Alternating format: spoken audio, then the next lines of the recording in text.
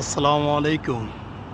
প্রিয় দেশবাসী, দেখুন এই যে বাংলাদেশের পতাকা বিদেশের মাটিতে, এখানে এরা প্রেজেন্ট করতে আসছে একটা খেলায়। অনেকগুলো দেশ আসছে, সবগুলো দেশের পতাকা এখানে আছে। দেখেন, অনেকগুলো দেশের খেলা হচ্ছে। এই দেশের পতাকাটা দেখার পরে মনটা চাইছে যে আমাদের দেশের চোরগুলো আছে না, রাজনীতির নাম দিয়ে যারা লুইটা পুইটা খায়, এই চোরগুলারে নিয়ে কয়টা কথা বলি। যারা ধান্দাবাজি করতে যায় তারা রাজনীতির নাম দিব, আর চুরি করার জন্য ধান্দা তৈরি করব। কিভাবে গরিবের হক মাইরা খাওয়া যায় একটাই রাস্তা আছে, সেটা হচ্ছে রাজনীতি।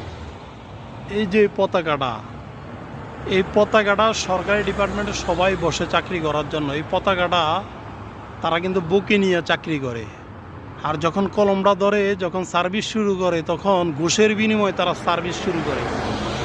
এই দেশের পতাকাটা তারা ভুলা যায়, তারা দেশটাকে বিক্রি করে দেয়, তারা দেশের টাকা প্রচার করে। অথচ এই দেশে হাজারো গরিব মানুষ না খেয়ে থাকে, হাজারো কর্মহীন বেকার ডিগ্রি নিয়ে পথে পথে ঘুরে, হাজারো মায়ের সন্তান, হাজারো মায়ের বোনেরা কষ্টে লানাতে কষ্টে দিন যাপন করে।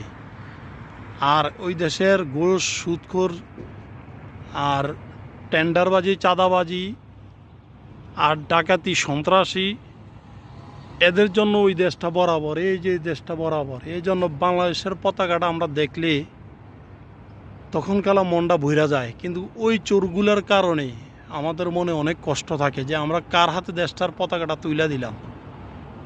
একটু আগেও দেখলাম আপনার ইলিয়াস হোসেন উপদেষ্টা আসিফ নজরুলের টাকা পাচার নিয়ে অনেকগুলো কথা বলছে। তারা কি শিক্ষা নেয় নেই? আমলিকে কোটি কোটি টাকা, লক্ষ লক্ষ কোটি ডলার চুরি করছে, বাংলার টাকা চুরি করে চলে গেছে। আজকে তারা ক্ষমতায় আছে। এই পতাকাটার দিকে ধরলে তো চলে যে আসলে এই দেশটা তো জনগণের, 20 কোটি লোকের টাকা। কিভাবে তারা এই কাজগুলা করে?